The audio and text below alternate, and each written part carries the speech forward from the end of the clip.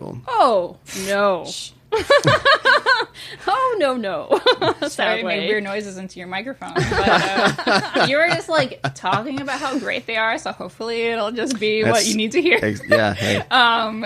Yeah. We're not escaping the patriarchy when it comes to none of the academic fields do. I mean, anthropology is going through some stuff. Yeah. No, there are even people within our field, there are definitely people within our field that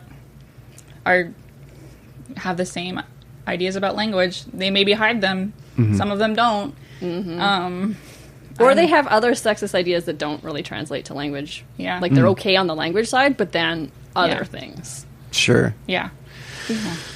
That's a good point. It's ridiculous. It is ridiculous, but, I mean, I will say we are humans, and humans have a lot of biases, and it's really hard to root them out. Mm-hmm. It is. So we can't expect people to be perfect. But we can try to be better. All of us can try to be better. Always, that's exactly it. The important things are to identify that you have the issue and then figure out how to get over it. Yep. Yes. 100%. Yeah, and maybe you don't get over it, but maybe you just keep it quiet. Yeah. There you go. Sometimes the best thing is to not say anything at all, or maybe not wear the pin on your jacket, Morrissey. I mean, he's been a known white nationalist for decades, and people are finally waking up to it, which makes me happy, but I'm sad that he is one. Exactly. Yeah. It's so disappointing. I mean, the Smith stuff and a lot of his 90s records were a big part of my teenage years, and it's, but that's the thing. I mean, in 92, he had a song called the National Front Disco. It's like, I didn't even know that. Yeah. Wow. Yeah. Why did we give him a pass for so long? Because, well, here's the thing: is that you can go as long as your stuff is good. Yeah. But when you become, it's people will overlook a lot of things, and also in the age where people could be more private, it was easier to overlook a lot of things. But now you've got, people are. You basically don't have a private moment between people's cell phone cameras and social media and all of that sort of thing. Especially if you're a public figure, you're under surveillance pretty much 24/7. Sure. And which is why I stay out of the public eye as much as possible. Just stay behind the microphone. Not due to lack of actual fame or anything like that, but that's I guess. But this sort of is something that relates to your show as well, though, because people's linguistic prejudice is also very much more on display all the time. All the time. Oh, yeah. I always call it like covert racism or covert sexism or whatever, but it's really not. It's very overt. It's just that we haven't been trained to notice it. Mm-hmm. Linguists generally have, but most other people haven't. And if you're trained to notice it, then it becomes extremely overt. And if you are the target of it, it's often much more overt to you. Mm-hmm. I mean, with sexism, I find it's still covert because women tend to just buy into misogyny, but generally speaking, like, if you're black, you know that anti-black linguistic discrimination is racist. It's the other people who may or may not see it. Yeah.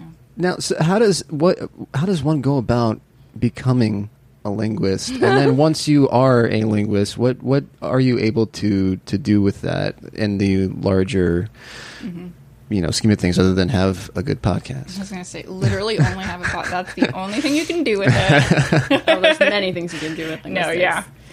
There's a lot of evil things you can do with it, too. Yeah. Like militaries love linguists. Yeah. So, you can be a translator for, like, Arabic or other languages that Americans associate with terrorism. Yep. How do you become a linguist? Well, generally speaking, you get your bachelor's, and you can call yourself a linguist if you have your bachelor's in linguistics after that. Many people go on to do their master's or their PhD or both. I've done both. And so is Megan. Yeah. Just this year, right? You got your PhD? It's been 1 year since I finished. 1 year. Yeah. Okay. Congratulations. Yes. Thank you. But you don't have to do higher, like, higher levels beyond the bachelor's to call yourself a linguist. Right. And then what can you do with it? I mean, obviously there's the professor route, which is what I took originally.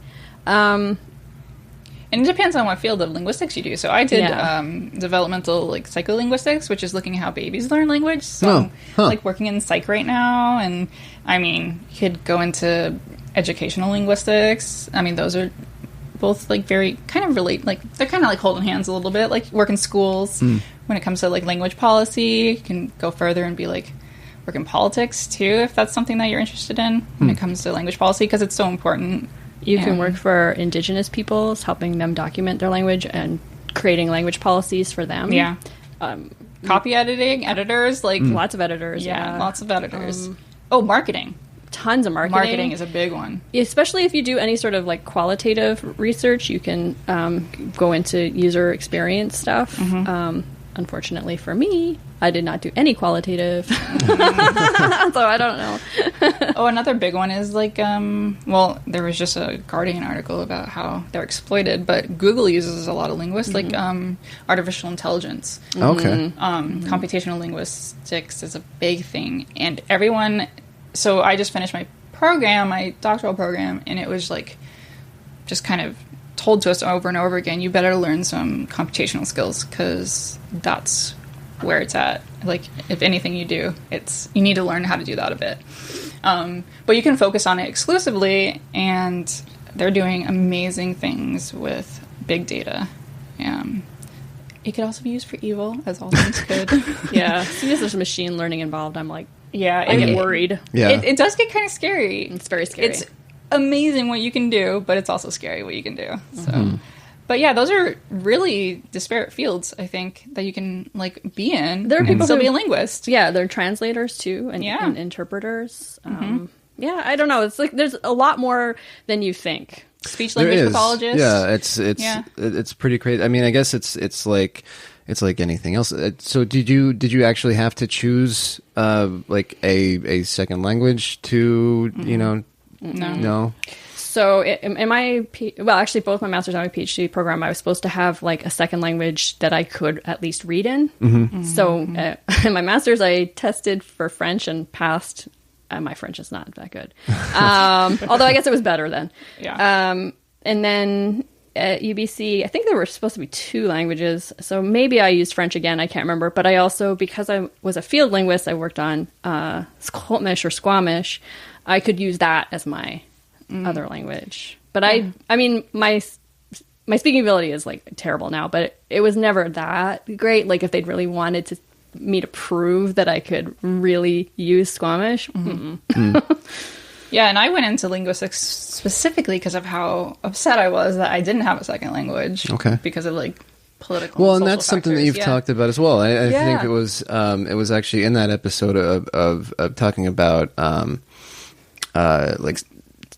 Spanish English, and that was interesting. But so is that, and that's a whole other bias, because in that one you were talking about, wasn't it your my dad? Yeah, who was not encouraging. I mean, to say that's no, least, yeah. No, of course now he's like, why don't you speak Spanish?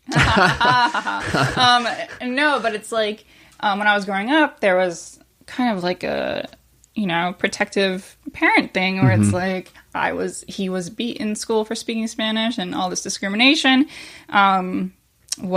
fell upon him by people because of the color of his skin and that he spoke Spanish. He's like, well, I can protect her by just not speaking Spanish to her, because English is the successful language. That's how you succeed in life. Yeah. And so now that I'm older, I feel like there's this thing where he's like, I protected you how I could, and now it's kind of well, fuck, now you don't speak Spanish, Yeah. That kind of bias ends up, lending itself also then to not having a pride in heritage necessarily. Yeah. And that discussion with Alberto Rios was really, Oh, Tito. Yeah, I mean, when you get a poet on, you're just why am I in near tears this whole episode? Oh, because I'm talking to a fucking poet. They're so good with language. Well, speaking of poets, you had another former colleague of mine on this show, Sally Ball. Oh yeah. I found out about that after the fact, but yeah. Sally's great. She is. It was really a lot of fun talking. Did you talk to about her. poetry? We did, and I like talking to poets. I went to school for something super useful, which was creative writing with an emphasis in poetry, and I enjoy talking. One of the things that took me out of it, that it made me not want to go and get an MFA and continue in that concentration, was how just insufferable a lot of poets can be. Oh yeah. And so it's great to talk to poets who are not that way, and Sally's one of those. Yes, so, she definitely is. That's definitely a stereotype I have about poets that have actually pursued it in college for some reason. Maybe because it's a little bit true, or a little bit as true. you say. It's very much true. And some of these people are my friends, and I have no problem telling them that they have their head up their own asses. It's like, come on. Shut the fuck up. Well, there's a reason why there's a Twitter called like MFA dude, and it's just I mean, like a kind of like the Onion type of parody things. It's It's like, yeah, come on, no. I guess that's something where I'm like, nobody talks like that. Really. Well, speaking of that, I've been watching Justified. Oh, okay. And Boyd Crowder, who is supposed to be this, so they call him white trash in the show, or he kind of like plays on that because he's like, I know you think I'm white trash, but he has this line where he says, I have been accused of being a lot of things, and inarticulate is not one of them. But he talks in a way that I'm like, no human being talks like that, because it's so perfect. So perfect. And of course, like scripted television or whatever. Right. Yeah. But they do make a point of like how he talks and how it's like they call it like silver tongue. And I'm just like enthralled by the way he speaks. But I'm like, always like when I come down from being enthralled, I'm like, that's not who talks like that.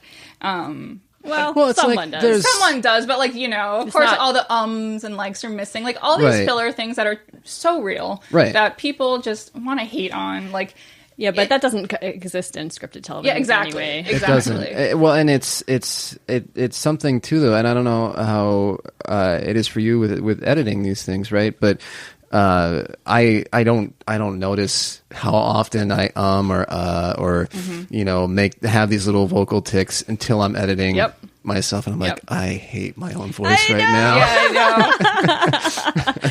Yeah, absolutely. And everyone does it. That's another thing, going back to like, we're harming people and we are judging people for the way they speak, because then people are, still conversations become more stilted because you're paying even more attention. You're like, right, oh my God, like, what do I say? And there are more fillers, but it also like stops some people from even speaking much at all.